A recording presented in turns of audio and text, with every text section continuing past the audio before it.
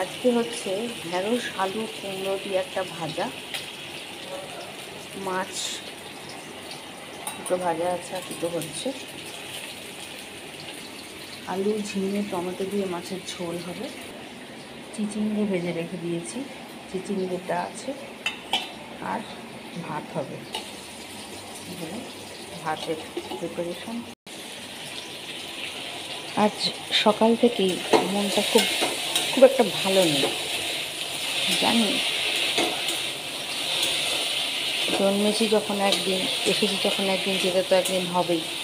তবুও বহু পুরানো বন্ধু একজন উলুবেড়িয়াতে থাকে, তার কালকে মৃত্যু সংবাদটা অনেক রাতেই পেয়েছি।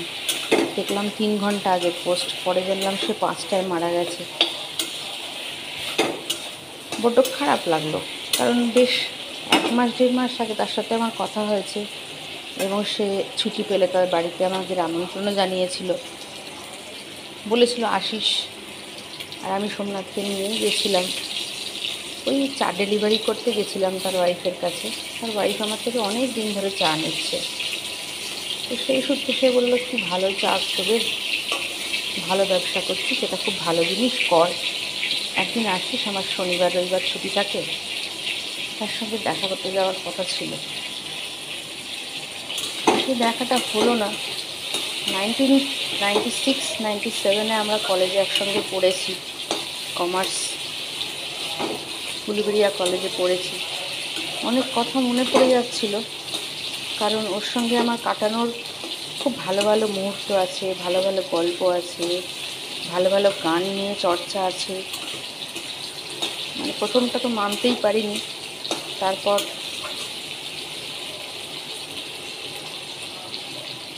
মানুষকে অনেক কিছু মেনে নিতে হয়। সময় হয়তো একদিন ভুলিয়েও দেবে, কিন্তু এটা মাথায় রয়ে যাবে যে আমার সঙ্গে পড়ার এবং আমি যাদেরকে খুব কাছ থেকে ভালোবেসেছি পড়াশোনার সময়টা, সেই সময়টা বা তারপরে যখন বিপদে আপদে পড়েছি সেই সময় যাদের ভালোবেসেছি, তাদের এইভাবে কারোর চলে যাওয়াটা, যেভাবেই চলে যাওয়া হোক, সেটা মৃত্যু অথবা আমার লাইফ থেকে চলে যাওয়া হোক, জিনিসটা আমি বড় কষ্টদায়ক, বড্ড বেদনাদায়ক। এত কিছু পরিস্থিতি খারাপের মধ্যেও ওর এই চলে যাওয়াটা কিছুতেই যেন কালকে রাত্রিটা মানতে পারিনি। সকালে যখন ঘুম থেকে উঠে গেছি, তখনও কিছুক্ষণ চুপচাপ শুয়ে বসে চোখ খুলে তাকিয়েছিলাম, ওর কথাই ভাবছিলাম। এই মানুষটা তো কি অসুস্থ ছিল, মানুষটার কি শরীর খারাপ ছিল, কিছুই তো জানি না। সেভাবে অনেকবার আমি পিং করেছি, ওর হোয়াটসঅ্যাপ নাম্বার আমার কাছে ছিল না, কিন্তু মেসেঞ্জার ছিল, কিন্তু সেভাবে কোনো রেসপন্স করতো না। বুঝিনি কী হয়েছিল, কী চলছিল, কিছুই জানি না, তবুও খারাপ লাগছে। যাই হোক, এগিয়ে তো যেতে হয়, তাই রান্নাবান্না করছি। মনের মধ্যে রয়ে গেছে জিনিসটা, জানি না কতদিন থাকবে।